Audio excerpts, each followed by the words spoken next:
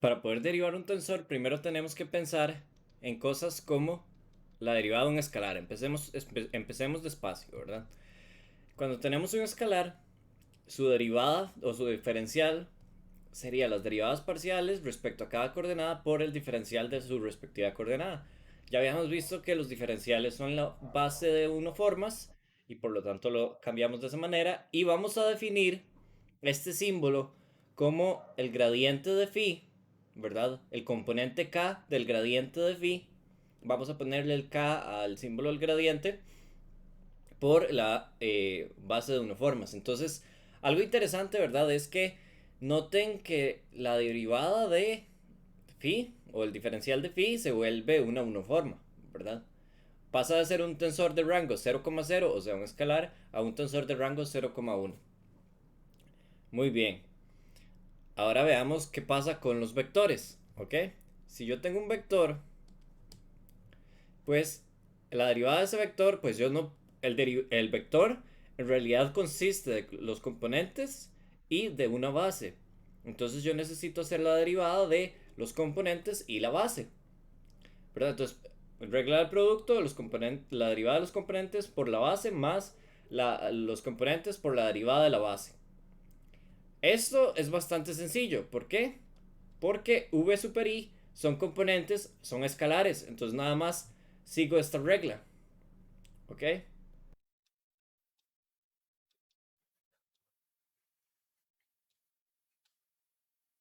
¿Verdad? E super k por dq k por e sub i. ¿Ok? Y ahora, pues aquí este es el que tiene sus problemitas. ¿Verdad? ¿Qué significa eso? Bueno, pues podemos llegar y decir que cuando yo hago esta derivada voy a tener esto que no sé bien qué será, pero sí sé que tiene que ser proporcional a los omegas. ¿Ok? O sea, a la base de unoformas. Porque como es un diferencial, ya vimos de la parte anterior que el diferencial de algo se transforma a las unoformas. De hecho, aquí también, aquí todavía están las unoformas. Ahora, mi único problema es qué significa esto. El componente k del gradiente del vector base e sub i. ¿Ok? Entonces, en ese caso, yo no sé bien cuánto será esto de aquí. Lo que sí sé es que tiene que ser una combinación lineal de los es. Entonces, tenemos que mantener estos índices, ¿verdad? Y agregar uno para poder multiplicar por esto y que sea una combinación lineal. Y no se nos olvide el omega k. Con eso que tenemos ahí, ya podemos completar la fórmula. Porque podemos decir v super i por gamma lki e sub l omega super k. Ahora, todo muy bonito, pero yo quiero que todo quede a factor común, ¿verdad? Este es omega k, ¿verdad? Pero aquí es EI y aquí es EL.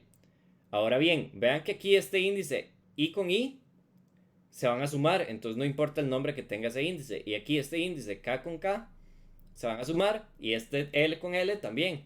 Entonces, para que mi EL se llame EI, yo lo que hago es cambiar las L's con los I's. ¿Ok? Entonces, este término me quedaría así, ¿verdad? Por omega k e sub i más este término. Ahora los i's los cambio con los l's. I's con los l's. Y sacando factor común me da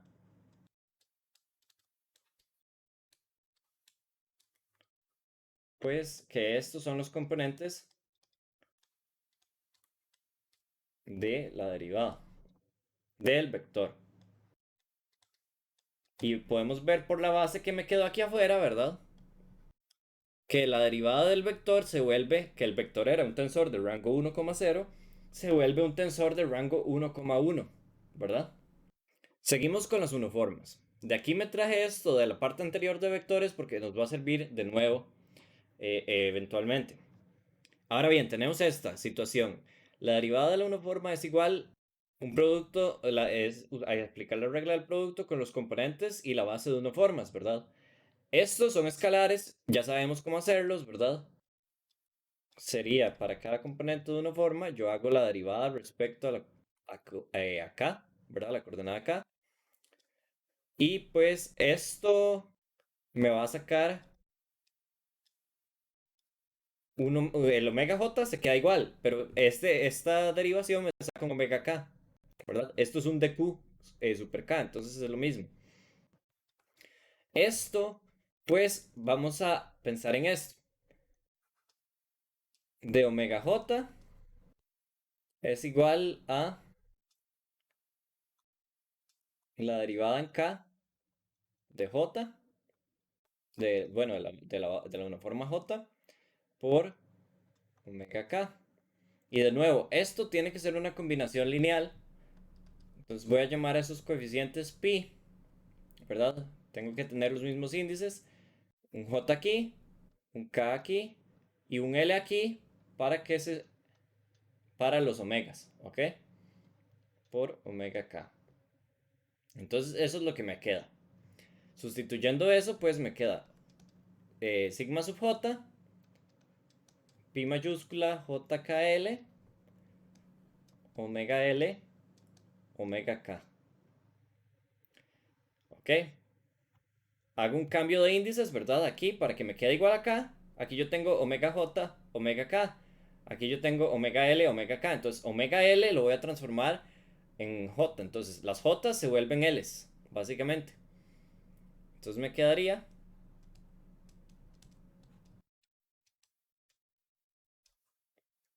Esto se queda igual, ¿verdad? Porque no voy a hacer cambio de índices aquí.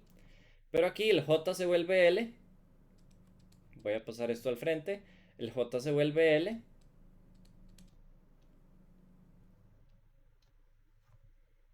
Y la j se vuelve l, ¿verdad? De nuevo aquí. Y aquí esta l se vuelve j. Y esto se queda igual, ¿verdad? Entonces me queda al final las derivadas de los componentes más estos coeficientes que también son misteriosos, ¿verdad? Igual, y estamos haciendo algo análogo a lo que vimos la vez pasada por sigma sub L, ¿verdad? Y saco factor común las bases. Por lo tanto, cuando yo saco la derivada de mi una forma, ¿verdad? Se vuelve un tensor de rango 0,2, ¿verdad? Por las bases que utiliza. Y estos serían los componentes de esa derivada. De nuevo, noten que las derivadas, ¿verdad? Más unos términos que se provienen de que la base cambia. ¿Ok? Y como nos va a servir más adelante, ya tenemos el diferencial de los vectores base y el diferencial de las uniformes base, que concluimos que eran proporcionales a los vectores base o proporcionales a las uniformes base, respectivamente. Y estos eran los coeficientes de proporcionalidad que no sabemos qué son todavía. Vamos a investigarlos. Entonces, lo primero que vamos a hacer es ver si el gamma está relacionado con los pi. Y para eso vamos a usar esta relación, que es la relación de dualidad entre vectores base y uniformes base. Si yo le aplico la derivada respecto acá, o el gradiente respecto acá, a esta relación, pues me va a dar cero. Porque estos son unos y ceros, la derivada de 1 o 0 es 0, entonces me da eso. Distribuyo la derivada, ¿verdad? Con la regla del producto. Y aprovechando este conocimiento, ¿verdad? Vamos a sustituir estos gradientes por los coeficientes respectivos en la base. No se nos olvide el punto.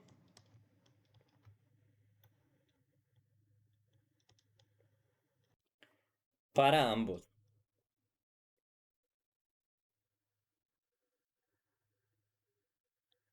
¿Ok? Todo esto es igual a cero. Ahora, este producto punto aquí me genera un delta, ¿verdad? Por esta definición. Y aquí hay otro producto punto entre el E y el omega me genera otro delta. El delta aquí sería delta JL y el delta aquí sería delta LI. Usando los deltas, ¿verdad? Para cambiarle el nombre a los índices sería JKI más, esto es un J, ¿verdad? El L le cambia el nombre, este delta le cambia el nombre al L y me queda JKI igual a cero. O sea que llegamos a que pi JKI es igual a menos gamma JKI. Y gracias a eso podemos cambiar la relación anterior. Muy bien. Ok. Otra cuestión que podemos hacer es, nuestro amigo la métrica, ver cuál es su diferencial. Entonces el diferencial de la métrica, ¿verdad? De nuevo, solo que recuerden que la métrica tiene dos vectores, bueno, dos bases de uniformas. Entonces esas hay que derivarlas también, pero ya sabemos cómo hacer eso, gracias a esta fórmula. Y bueno, pues aquí yo me adelanté y lo hice antes porque en cuestiones de tensores, pues hay mucha chance de que uno se equivoque. Hay que tener mucho cuidado cuando uno lo está haciendo. Lo primero es la derivada parcial, que eso no es nada difícil, ¿verdad? Lo segundo es derivar la uniforma que tiene el omega i. Entonces noten que el símbolo o los coeficientes, ¿verdad? Sería gamma super i. ¿Por qué super i? Porque mi forma originalmente tenía i. Sub, la de la derivada, el índice de la derivada. Y un índice por el cual voy a sumar y otras uniformas que van a tener ese índice. Aquí de nuevo es el de omega super j. Entonces sería el coeficiente super j, la k va abajo por la derivada y el m va por que se va a sumar con esto. Y después yo hago un intercambio de índices entre m y aquí entre m y j para que me quede bien bonito y todo factorizado. Y yo poder decir que los componentes del diferencial de la métrica son estos. Si tan solo yo tuviera alguna forma, ¿verdad? Ah, bueno, y aquí noten esto, que aquí en la métrica la usé para bajar este índice. Y esto es un símbolo nuevo. Recuerden que esto no es un tensor. O sea, no sabemos todavía si es un tensor o no. Entonces no podemos decir nada sobre esto, pero yo sí puedo definir este símbolo como el producto de la métrica por esto. Si tan solo supiéramos cuánto daría esto, podríamos despejar los gamas, ¿verdad? Estos símbolos en términos de las derivadas de la métrica. La ventaja es que sí sabemos cuánto es esto. Esto es igual a cero. ¿Por qué es igual a cero? Por un truco que pensemos en esto. La métrica, siempre puedo buscar yo unas coordenadas en las que la métrica sea diagonal y que todos sus componentes sean constantes. Sin importar el sistema de coordenadas, yo siempre, o el espacio en el que yo esté, yo siempre puedo escoger coordenadas que estén definidas, que sean constantes en un punto.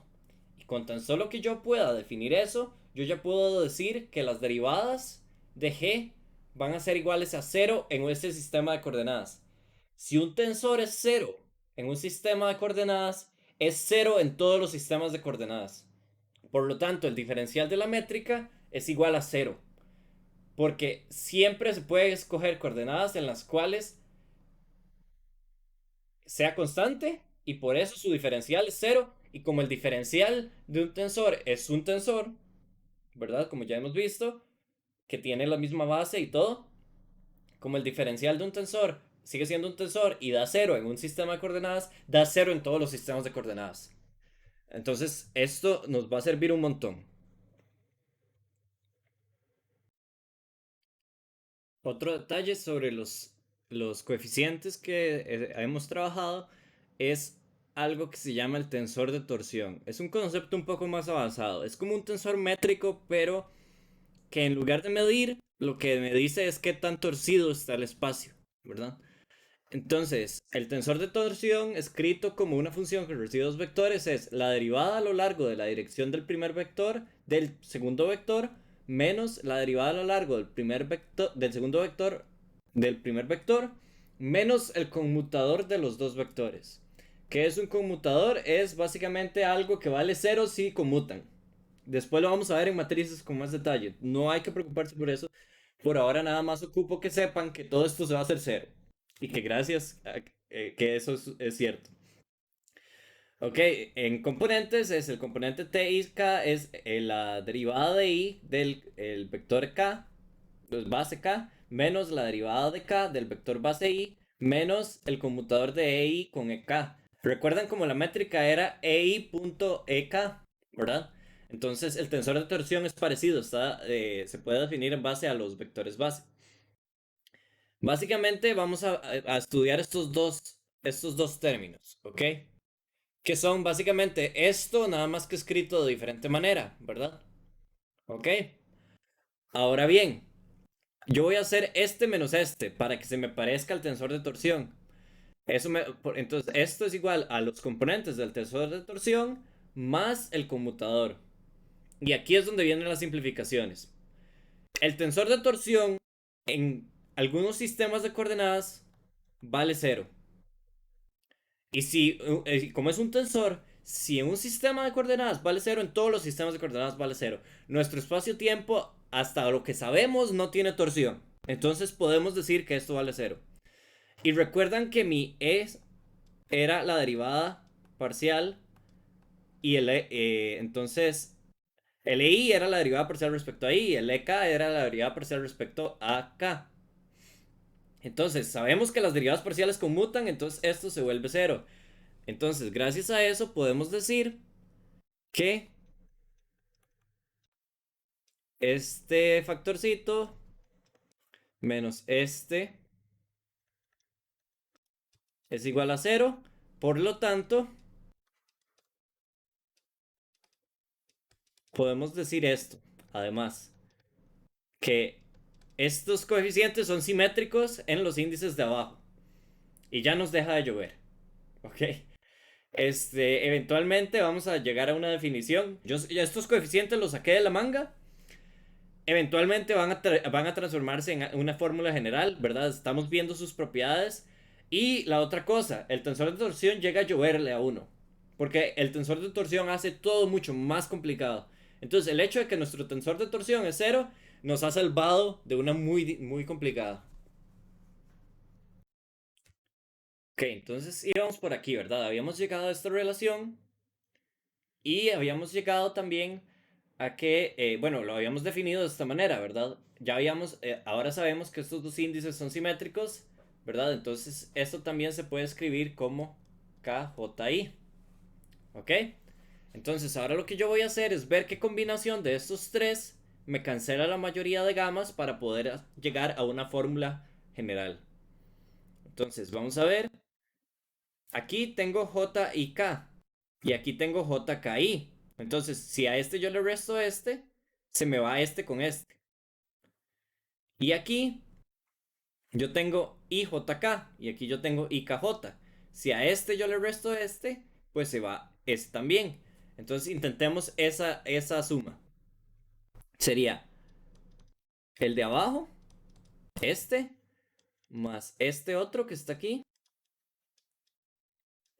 menos el primero.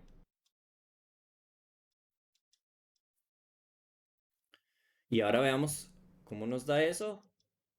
JIK más KJI más KJI. ¿Verdad? Estos son de estos dos. Más este que sería el IJK. Menos estos que serían JKI y IKJ. Ahora, este que empieza con J, ¿verdad? Este empieza con J y tienen KI. Este se va con este. Y este empieza con I, ¿verdad? Y tiene KJ después. Este tiene JK. Son simétricos en esos dos últimos índices. Y me da esto, ¿verdad? Que sería igual a 2 veces KJI. ¿Ok? Entonces, KJI, que es igual a KIJ, es igual a la derivada respecto a I de KJ más la derivada de J de G y K menos la derivada de K de G y J, un medio, ¿verdad? No se me olvida el medio. Al multiplicarlo por la métrica para subir índices, ¿verdad? Lo multiplico MK, KIJ, retorno a MIJ y esto me queda la fórmula para calcular los símbolos de Christoffel, que así es como se van a llamar a partir de ahora.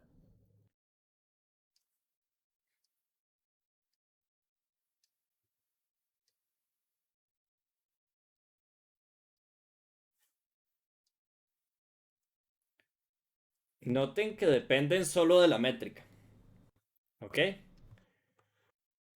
Y ya tienen nombre, ¿verdad? Ya no son nada más algo que me saqué de la manga, ya es algo que todo el mundo entiende. Esos son los símbolos de Christoffel, ¿ok? Y con eso ya podemos derivar vectores y tensores. ¿Por qué? Hagamos un resumen. Ok, noten que en este resumen, ¿verdad? Noten que ahora yo cambié estos índices, ¿verdad? Porque ahora ya no son los símbolos de Julio, ahora son los símbolos de Christoffel. Y los símbolos de Christoffel siempre tienen la derivada en el segundo índice. Ya vimos que es simétrico, que eso no importa, pero si de casualidad en el futuro trabajan con una conexión, con unos símbolos que sí tengan torsión, pues ahí sí va a importar mucho, ¿verdad? ¿Cuál es el segundo? Eh, pero igual, muchas cosas más van a cambiar, entonces no hay que preocuparse de eso. Por ahora, nada más, estas son las fórmulas para las bases, ¿verdad? Y pues aquí las derivadas yo tengo, ¿verdad? Para varios tipos de tensores. Para el escalar, que es 0,0, se vuelve una unoforma, ¿verdad? Que eso sería un rango 0,1. ¿Ok? Y estos son los componentes, nada más las derivadas parciales. No hay que complicarse. Cuando yo tengo el vector, ¿verdad? Mis componentes van a ser estos, que son no solo la derivada parcial de cada componente, sino los símbolos de Christoffel por el componente. ¿Verdad? Noten el positivo porque como es un vector, ¿verdad? Aquí es positivo esto. Y para la uniforme es similar. Serían las derivadas parciales menos los símbolos de Christoffel por los componentes. Noten algo muy importante. Los índices tienen que coincidir. Si de este lado yo tengo K abajo e I arriba, pues aquí yo tengo que tener I arriba y un K abajo, ¿verdad? Y aquí el otro, pues es el que coincide, este es el que se repite, igual aquí. Yo tengo K e I abajo, entonces yo necesito K e I abajo y el que se repite es este. Este es con el que se suma. Es una forma muy simple de acordarse cuáles son los índices del símbolo de Christoffel, porque precisamente ese es el meollo del asunto. Veámoslo con estos tensores de rango 2. Este tensor de rango 0,2, como es, tiene dos uniformas de base, entonces aquí pues, primero, yo tengo KAB, yo necesito que abajo esté en K, ¿verdad? K siempre va a estar en el segundo del símbolo de Christoffel y después que esté el que no está siendo sumado. Vean que aquí es Z sub AB. Entonces yo agarro A, lo pongo aquí y en lugar de A para la Z pongo una L que se va a sumar con el de arriba. Igual aquí. Ok, solo que aquí es con B, ¿verdad? Ahora para el tensor de rango 2,0 es similar. Tenemos T super AB. Entonces, el primer símbolo de Christoffel, ¿verdad? Va a tener A porque necesitamos dos A's arriba y un K abajo. Entonces, un A arriba en el Christoffel y el B arriba en el T.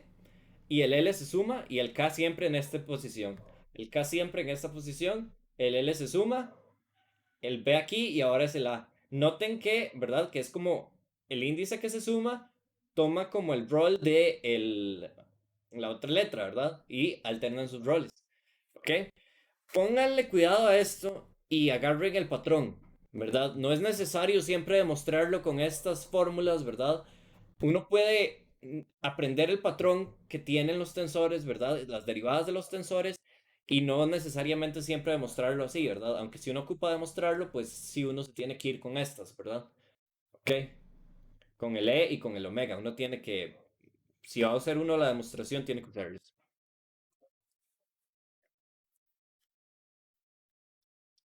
Muy bien.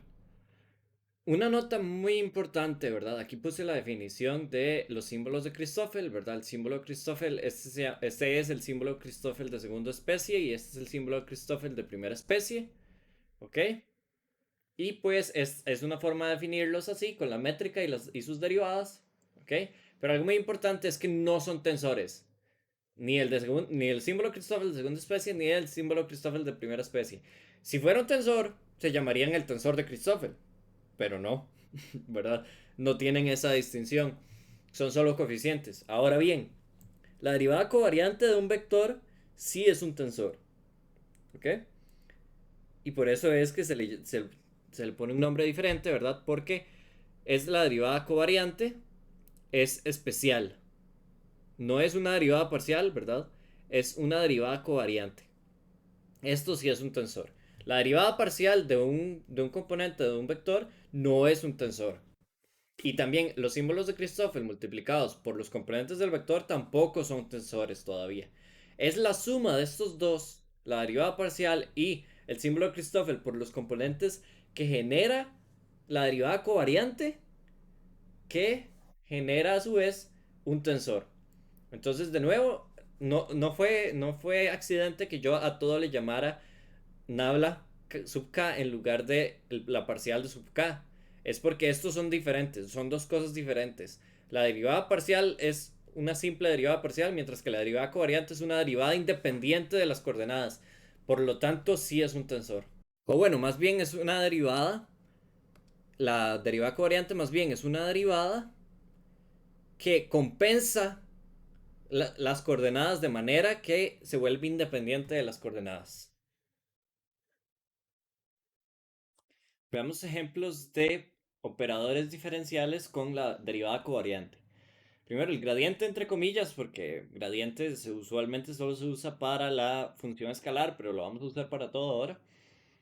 Es la aplicación sencilla de la derivada covariante, aumenta en uno el rango del tensor, es decir, que si antes era de rango m,n, ahora es de rango m,n más 1. ¿Ok? Entonces, bueno, ahí lo tenemos. Varios ejemplos, ¿verdad? Este es el más típico, que es el gradiente que ya conocíamos, ¿verdad? En el cual un escalar se transforma en una uniforma cuando yo le aplico el gradiente. Luego tengo la divergencia covariante, ¿verdad? Que es la contracción de la derivada con el tensor que está derivando. El tensor necesita tener índices arriba, por lo tanto, y baja el rango del tensor en 1. Es decir, que si estaba en m,n, ahora es m menos 1, ¿verdad? Porque se comió un índice de arriba y de los de abajo los dejó sin problema. El ejemplo más conocido, ¿verdad? Es la derivada de un vector, ¿verdad? La divergencia de un vector, ese es el que más conocemos, pero también puede ser la divergencia de un tensor, ¿ok? O también la divergencia de un producto de tensores. En este caso, vean, la métrica sube los índices del omega para que el omega quede omega super k sub ij, y entonces el índice se va, ¿verdad? Y eventualmente solo me quedan el i y el j, ¿ok? Entonces bajó de rango, ¿verdad? Antes era un tensor bueno, toda esta combinación es un tensor de rango 1,2. Cuando yo le aplico la divergencia se vuelve un tensor de rango 0,2. Entonces, son unos ejemplos. Muy bien. Y ahora la composición de el gradiente y la divergencia me va a dar el laplaciano, ¿verdad? Pero en este caso hay un paso adicional, dice. Se descompone en tres operaciones, que la primera es aplicar el gradiente, ¿verdad? Aquí está. Si yo tengo una función phi, yo le aplico el gradiente, ¿verdad? Primero. Después, aquí el problema es que ya estamos en tensores, ¿verdad? Antes esto ya hubiera sido un vector, pero esto es una uniforma, entonces necesito subir el índice para que esto se vuelva un vector. Cuando ya esto se vuelve un vector, ¿verdad? Pues yo ahora, cuando ya es un vector, le puedo aplicar la divergencia, ¿verdad? Porque ya tiene un índice arriba, entonces ya tengo el laplaciano.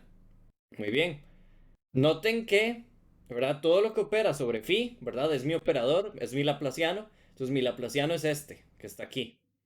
No sube ni baja el rango del tensor. Y eso es una cuestión muy importante del laplaciano.